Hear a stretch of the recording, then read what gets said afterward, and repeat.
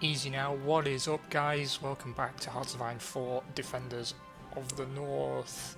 I got a few emails after the last episode. I'm glad you guys have been enjoying it. That really does make all the difference. And just some general queries really about the strategy I'm doing and why things are panning out the way they are. So I'll try and cover those really quick before we get into the game. Someone did ask a question about something I said. I think it was in the first episode actually, about Norway's relationship, particularly to the UK during this period. Again, I think I covered it all, or well, at least the limit of my knowledge in that initial episode. But essentially, Sweden had a pretty significant supply of steel that was important to Germany's plans, and securing Norway was a case of do it before the other side does, essentially. It may have sounded like I gave the impression like there was some kind of outright tension between two countries. That wasn't necessarily the case. It was kind of this idea that both sides took, that was, we have to move before the other one does. So in Britain's case, it was we need to move to secure Norway to prevent the Germans having access to as much steel as they want from Sweden, or at least giving us a base on this peninsula to kind of interfere with that. Whereas the Germans, again, for the same reason, wanted to secure Norway to protect their interests in Sweden. Kind of a whole big messy thing there. Someone else asked why, of all the other countries I picked Norway, suggesting that it could be more interesting to do a Greece playthrough or one with Hungary. I covered that in the first episode as well, actually, that from my perspective at least, these are the countries that there are a few channels out there that are doing these playthroughs as the perhaps less well-known countries. I mean, not saying that no one knows of these countries, but you know what I mean, this idea that when we talk about this period of history, we tend to talk in terms of America, Britain, Japan, Germany, and the Soviet Union. I mean, even countries like France, that a lot of the war took place in, a lot of stuff happened in France before, during, and after the war. And it tends to get glossed over because it's a very much an us versus them mentality, depending on which side of history you're on. Obviously, most people these days would stand against Germany from a historical standpoint, but the point is we still talk about them as sort of this absolute force, and countries that are often considered lesser players but really aren't. The first thing I want to say is that Norway is an interesting country to play as, full stop. Secondly, though, I got a lot of love for the price, to be honest. It's a fantastic country. If you've never been, you have to go. It's completely and utterly beautiful. And their position in the war, before the war and after the war, was a very, very interesting one, actually. Obviously, we've talked about how their relationship to Britain, to Germany, to Sweden was kind of pivotal. I mean, again, I'm not an expert. This is just what I happen to remember from school and what I kind of know from a passing interest. But ideally, in their mind, or the mind of the Norwegian government of the time, they were keen to kind of stay out of things, but that decision was never really within their control, unfortunately. If you don't know, at this point, Norway had been independent again for, we're in 1940 now, so it would have been 35 years. They were independent again in 1905. They'd been in a union with Sweden, and then prior to that, a union with Denmark. So it was an important time for them anyway, because it was a country that was kind of rediscovering its identity a little bit and trying to figure out it's been the world again. Now it was back in control entirely of its own affairs. So that's pretty dope. And they did a lot of things the right way. The monarch of the time is actually, weirdly enough, you might not believe this, but he's actually a bit of a hero of mine. The guy was a total boss. He was actually born Prince Carl of Denmark, and when Norway got independent again, There was this idea of, are we going to have a republican state? Are we going to have a monarchy? And obviously at this period in history, particularly in Europe, this idea of class structure and the importance of royalty was still kind of a big deal. And he was put forward to take the throne, but like a total legend, he was like, I ain't doing it unless we have a referendum on it. And so they asked the people, and the people said they wanted it, and he was like, fine, let's do this. He took a Norwegian name that I'm not going to embarrass myself by trying to pronounce, and then proceeded to be effing awesome all the way through this period. He even going to the length to say that if the Norwegian government collaborated with the Nazis post-invasion, that he would abdicate the throne. We shouldn't underestimate how sort of big a gesture that was. And also, the entire population were pretty heroic during this time, to be honest. Like complete legends, a good number of them came over to Britain and flew Spitfires, flew Hurricanes, operated. They had an infantry garrison somewhere in this region of Scotland. I forget exactly which county it was in, but it was somewhere up in the Highlands. They made a very significant contribution to the remainder of the war. It wasn't a country that sort of gave up and led down, and I've got a lot of respect and time for that. And also I'm a little bit biased because for those of you who followed the Crusader Kings 2 playthrough that I tried and failed to deliver, will know that I was the first one on my dad's side of the family not to be from this area here, because I grew up down here. And I did all this gene testing, all this history stuff, and it turned out actually that hundreds and hundreds of years ago, my dad's family were actually from Norway.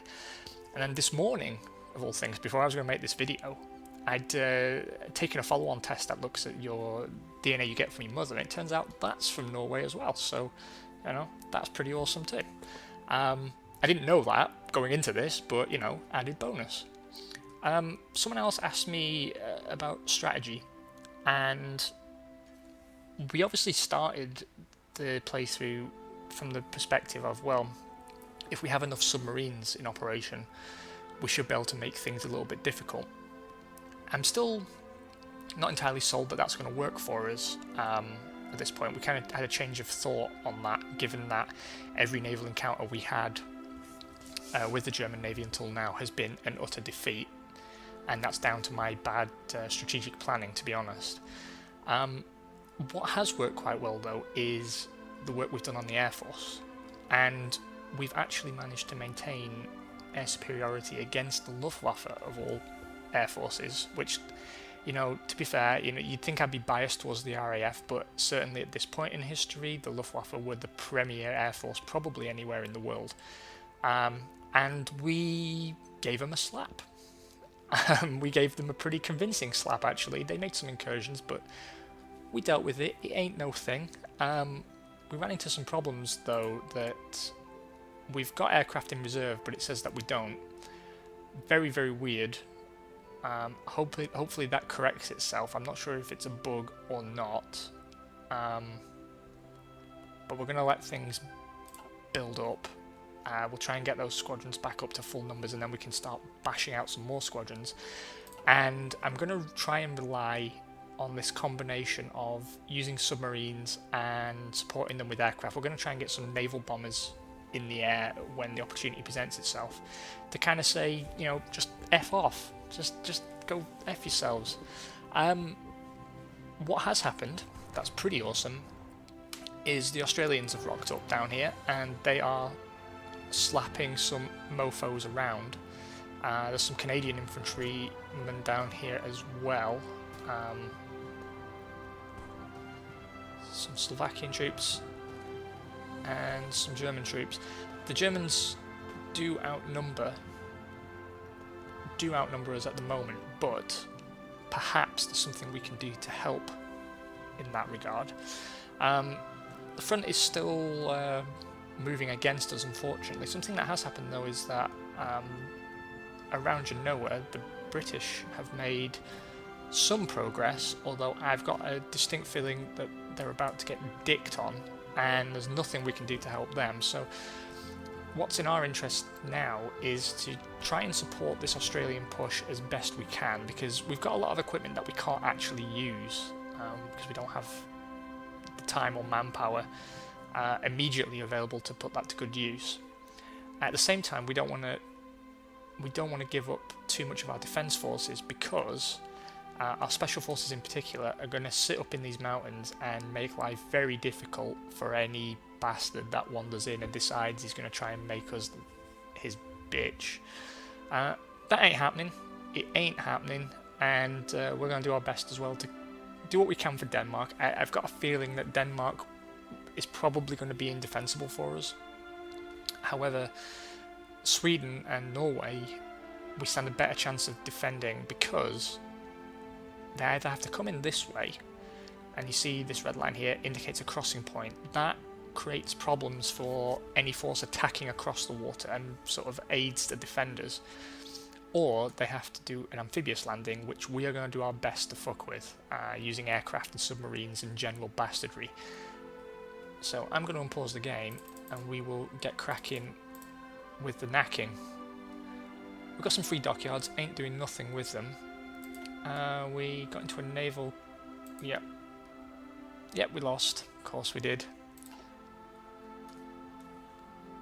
But that's okay. There's now 7 divisions from South Africa, the United Kingdom, Australia, Republic of Spain and Belgium kicking it down there. We are going to support that if we can. There should be a unit that isn't assigned to an army. Yes, this one. What about you? You're assigned to an army. What about you? You two are... Okay, so Mountaineers are probably not the best guys to send in at this point. I'm going to take this regiment out as well. And we are going to create a new army that we're going to assign. Let's get ourselves a commander.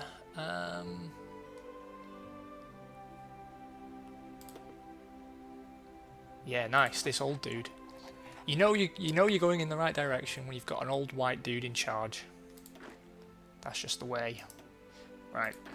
So now, the old white dude, we are going to volunteer him to go down here and probably die, but nevertheless, has to be done. So, let's get Australia on the blower, because they seem to be doing the most of the work here. We're going to send an expeditionary force.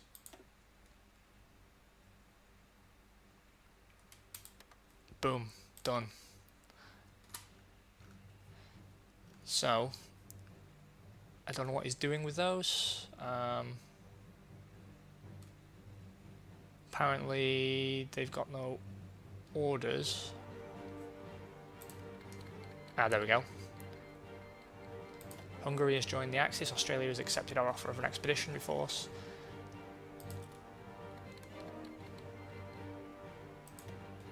And now Hungary's involved in the war. They're a little bit late to the party. I thought they would have moved along by now. There's a severe supply problem going on here. Our troops have not yet arrived, but I'm sure they will at some point.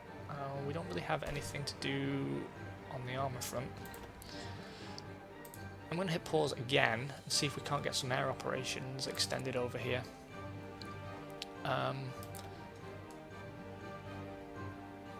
We've got tactical bombers on the go. I'm going to see if we can't... I don't know if the fighters actually have the range, but we're going to go for air superiority.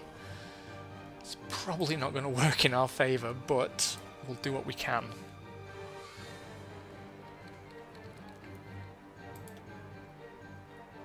Okay, so Netherlands are now involved. That is good news. Every little helps, as it were. We've got some Republican Spain soldiers rocking up now. We've got an ace pilot. Jacob Lai, a skilled pilot known under the call sign Mouse. Doesn't sound particularly intimidating, does it really? But he's a shining example of Norwegian courage. What a bro. Bro fist. Done.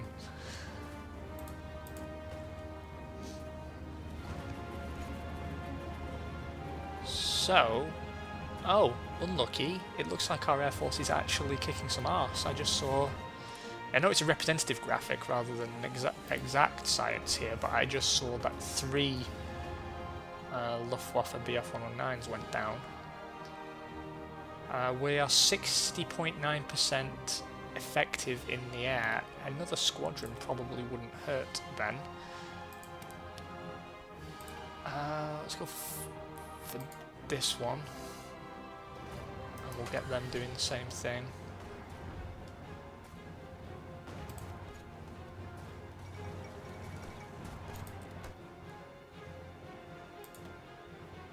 Come on, come on. Oh, they must not have the range.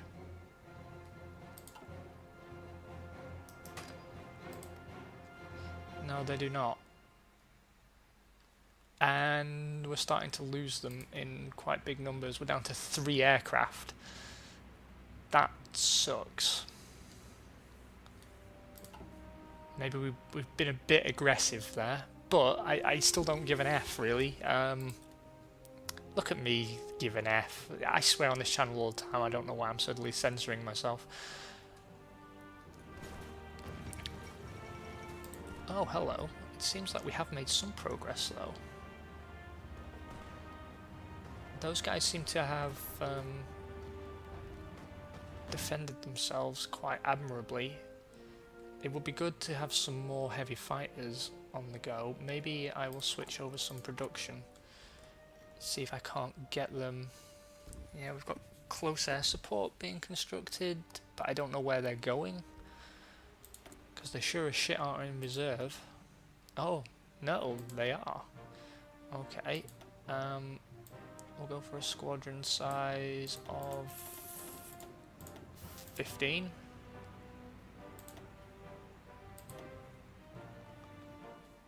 And we know what you're going to be doing.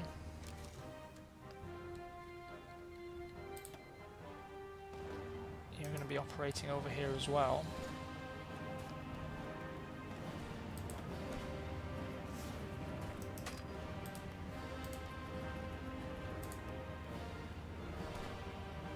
No, I don't want you there. I want you here over Bremen.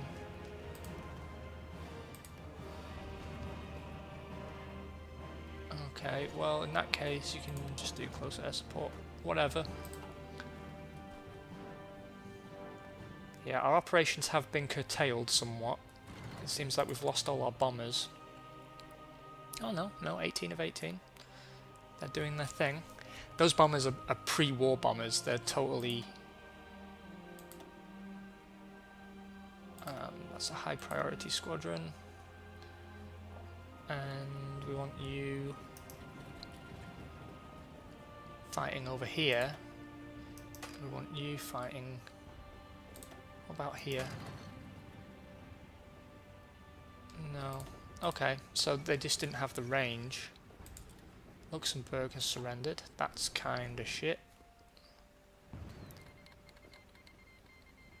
Legionary Romania has joined the Axis as well, so it's all going down. Our Mountaineer Division is retreating from Denmark. I don't know why, but that's not really a huge problem for us right now because we've got a whole bunch of other stuff going on. We've got some naval combat on the go, which I believe we're losing.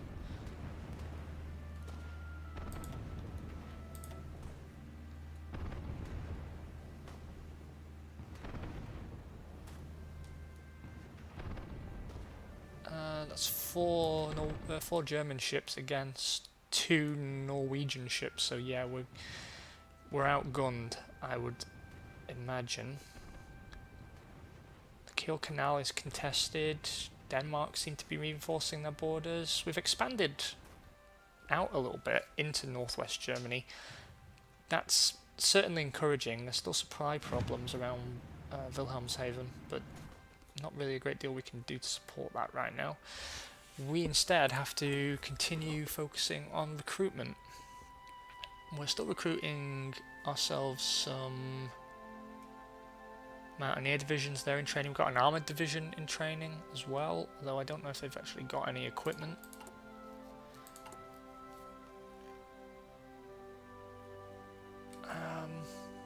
Doesn't look like it, does it?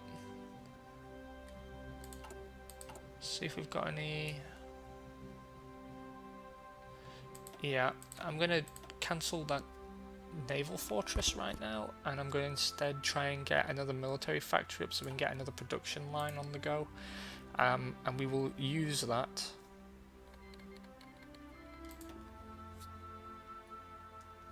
as best we can to resupply the troops and make sure that everyone's got everything they need before we send them to get butchered. We're going to lose a lot of people this way, but if it keeps them away from our borders and our coastline, then there's something to be said for it. Netherlands has surrendered. Not cool.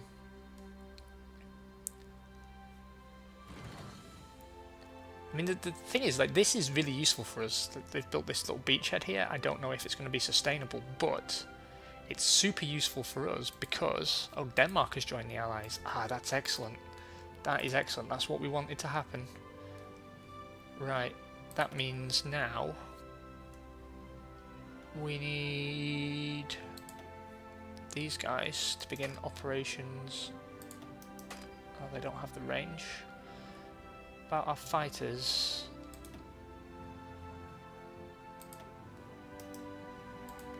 Yeah, they can operate. Okay, so we want an air superiority mission, if you please. And I don't know why the close air support squadrons can't handle this, but their range is pathetic.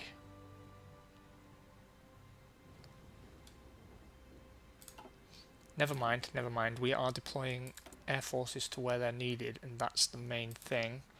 I don't know if these guys have actually got the range to operate where we need them to.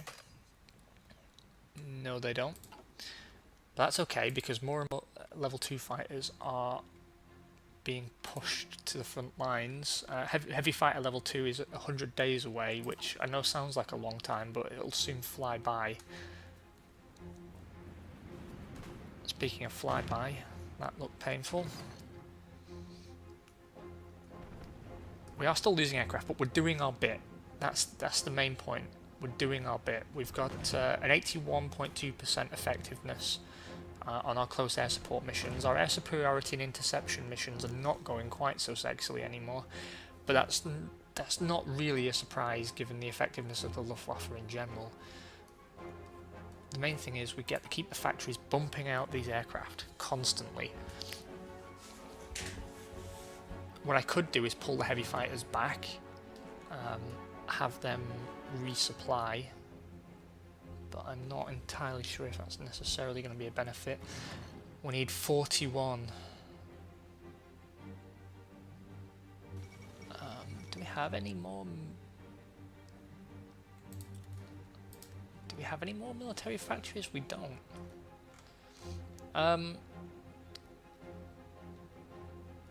Okay, we need 5,578 level 2 infantry weapons. Our support equipment needs are met right now.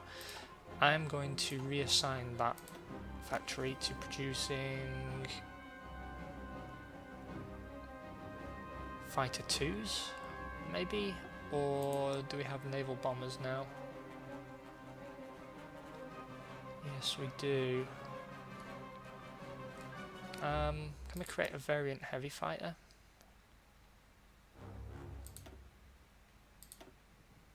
Yes, we can. Let's do that. And what we'll do is we will put that into service right the F away. 2 factories will work on that.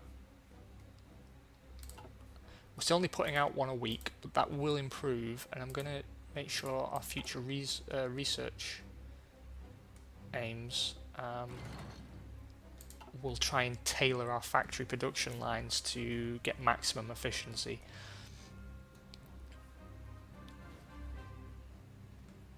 See how things are looking down here. Still not looking great, although I did see was that a Norwegian Air Force plane I saw? No, that's French.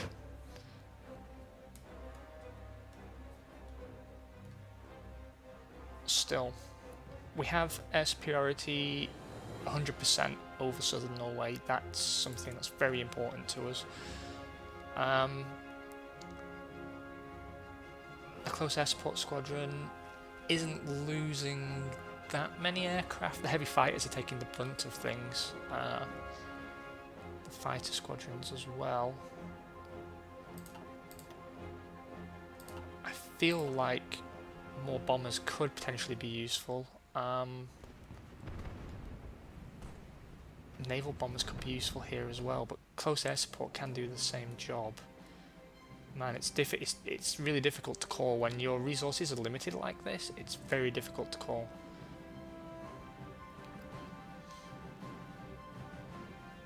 But our mission effectiveness is gradually dropping, although if you look how much territory we've taken, we're still expanding. Let's see if we can't spare any more troops from somewhere. You, are you assigned to anything? Yep, you're in one of the armies. About you guys up here. Like the Finnmark Brigade. I don't know, I don't like to leave northern Norway without any defensive forces. It's just very frustrating. There's a motorised division here that are essentially useless.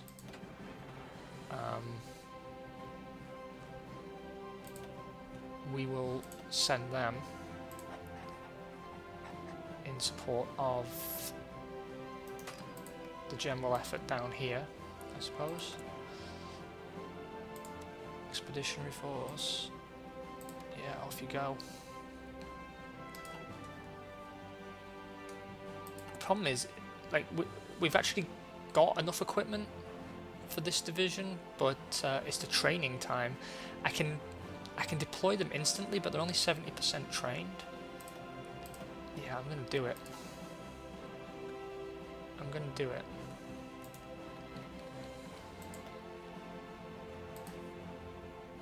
And now we should have you and you. So we've got an armoured division and a mountaineer division. Again, we'll create a new army, and I'm sure I'm doing this in a really inefficient way. And there should be another one somewhere. I thought I deployed 2. Apparently not. Well, I'm sorry boys, I know you are particularly inexperienced, but I think we have to throw everything we've got at this. So I might provide these to Denmark. Because the thing is, it's very hard to operate a small force like that in conjunction with this wider plan, because it means you've got to be constantly paying attention to what the AI is doing, and I find, particularly because I'm not particularly good at this game, I find it easier to sort of provide your resources to the AI so it can be incorporated unitarily into a grander strategy. Australia are still dicking around with my units that we provided. Yeah, I think Australia could use a few more hands up here, to be honest. So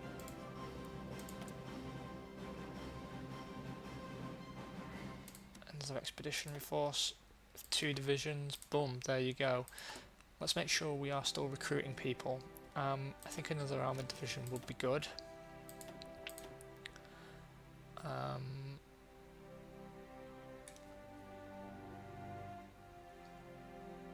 There's an air wing with no mission. Yeah, I pulled you back for a reason.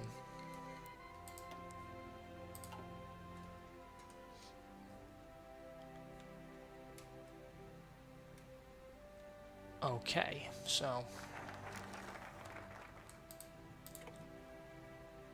here we go. These guys are boarding a transport vessel, and hopefully they're going to go and do something useful. Yeah, they've teamed up with some Dutch infantry there. And I guess they're all going to come ahead and make a landing. Legionaris Bulgaria has joined the Axis. Man, it's all kicking off.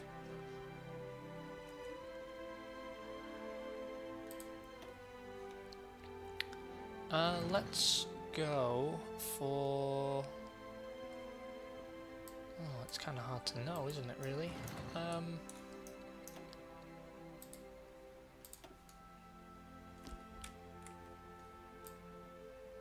Let's see what we've got over here. Why we fight to technology sharing, that could be quite useful actually, so we'll go for why we fight. Make sure we keep the people united behind us, not that they're chicken. So you can see here that we've actually kept control over the East and North Sea, although only marginally. We have very little air superiority here in the Baltic, which is kind of a problem, but hopefully Denmark and Sweden are doing their bit. Sweden is still technically neutral. It will be good to get them in. Maybe there's a way I can make that happen.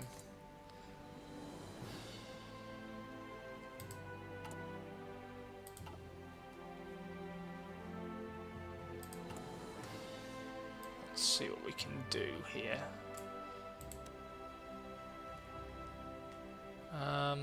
Yeah, they won't even take a non-aggression pact at this point.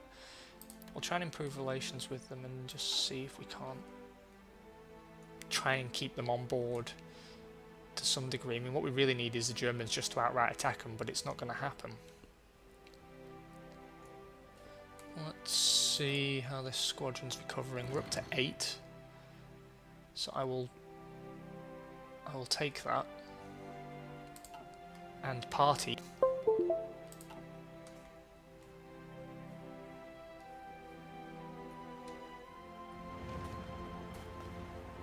The Germans are pushing back down here, but they are outnumbered.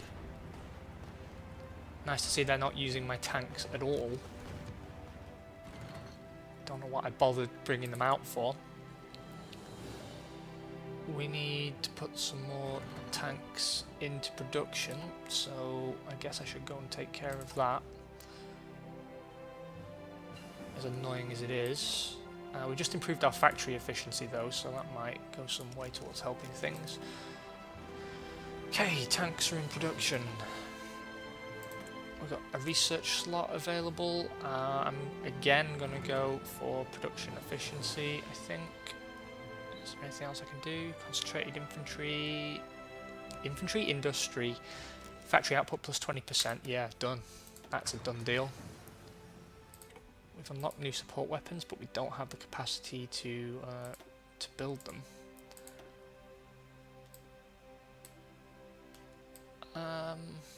We could do with some marines, to be perfectly honest, but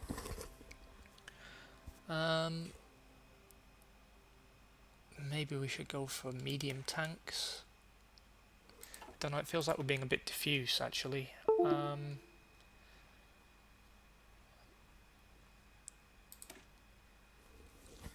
What's got a better range? Neither of them are fantastic. Medium bombers, versatile and fast, twin engine, relatively light, and strategic bombers are much heavier, it seems.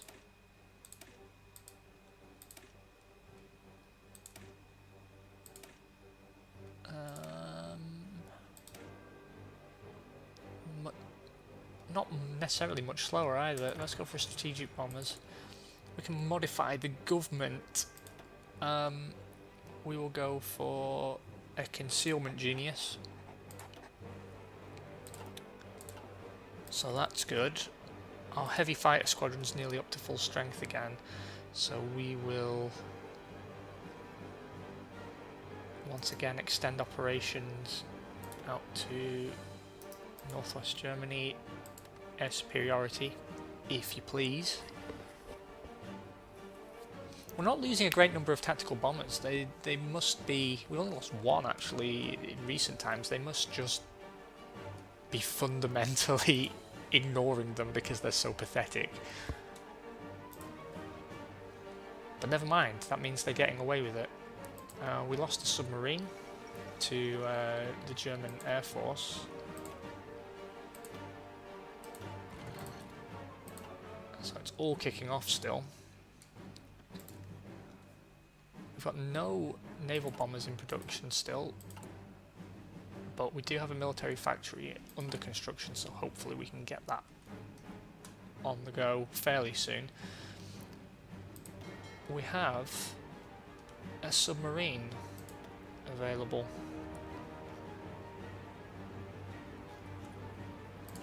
Can't provide a commander, but what we can do is get it out here and get it patrolling. What we want it to do, I forget where you said its orders are. Here. We want it to patrol here. Awesome. It's not going to achieve very much, especially not on its own, but you never know you're looking a lottery, and it's doing absolutely nothing, just sitting in port there. I still feel like we could be doing more, but I don't know what.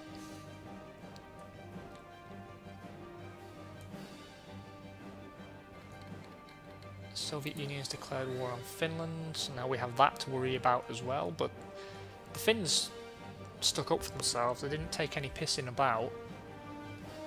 The weather is changing, which is going to affect all kinds of different things that we're not really having to worry about right now, not least the fog of war.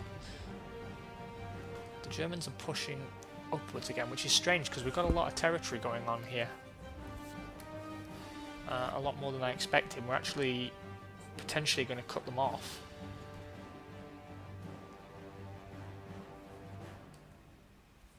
Losing aircraft again though, which is unfortunate.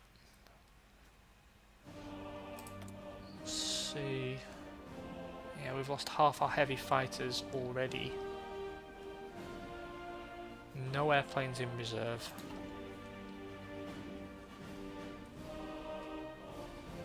Yeah, I mean, it's finding that balance, right, between not burning ourselves out by allowing our entire air force to get decked abroad, but at the same time trying to make sure that we do our bit to keep them away. We've still got 24 aircraft patrolling southern Norwegian airspace, and there's another squadron on the ground. But it's still hard to figure out what's the best call.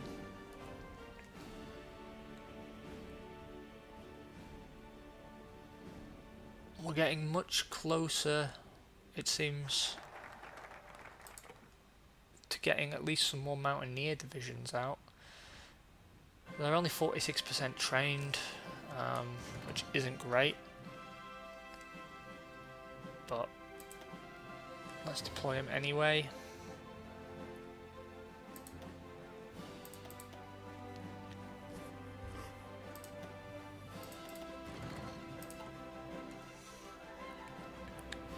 Where are you?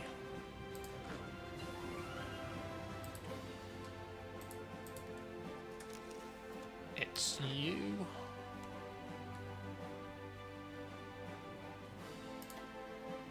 We need to create a new army again. I don't know if I actually have to create an army, but it seems like it. Germany seem to be very effective at the moment.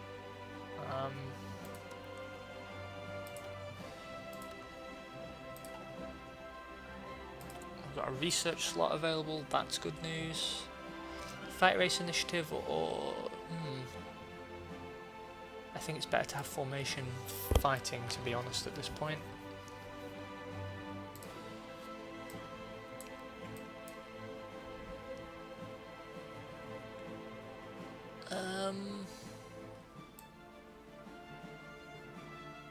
Yeah, I don't know. Add 2 building slots, I think that could be useful. We're close to heavy fighter level 2. There we go. So now we will go after... that's way ahead of time.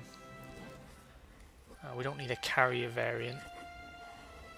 Maybe close air support or naval bomber? That's a good question. I think at this point naval bomber might be the best option. We need to switch production. Again?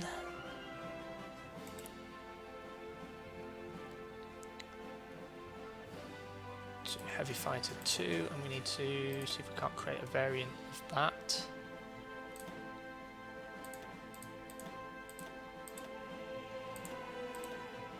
No, not just yet, but give it some time. Well guys, thanks very much for joining me. I hope you're having a great week so far. Just a quick addendum before we bail. I am going to be out of town from tomorrow until next Monday, so you guys have an absolutely awesome weekend, and I will see you next week. Take it easy.